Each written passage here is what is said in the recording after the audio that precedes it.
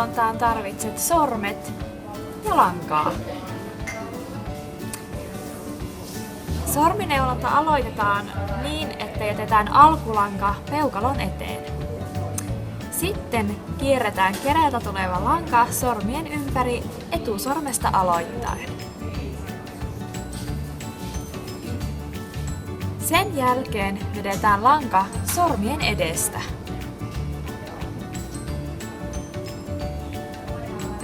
Lanka nostetaan pikkusormen ympärillä oleva lenkki keräältä tulevan langan yli sormen taakse.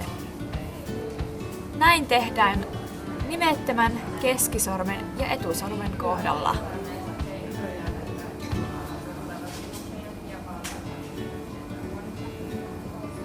Sitten vedetään keräältä tuleva lanka käden selkäpuolen kautta kämmen puolelle sormien edestä.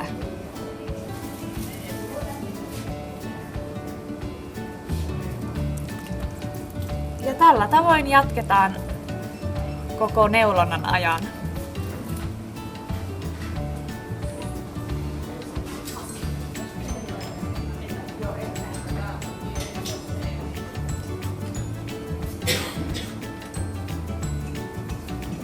Neulusputkiloa kannattaa vetää alaspäin joka kerroksella, jotta putkilosta tulee tiiviimpää.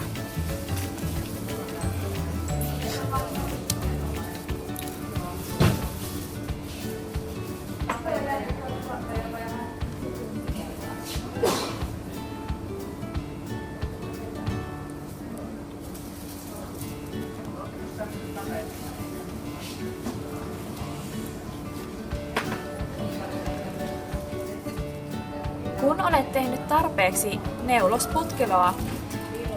neulosputkilo päätellään katkaisemalla keräältä tuleva lanka ja pujottamalla langan pää sormilla olevien lenkkien läpi.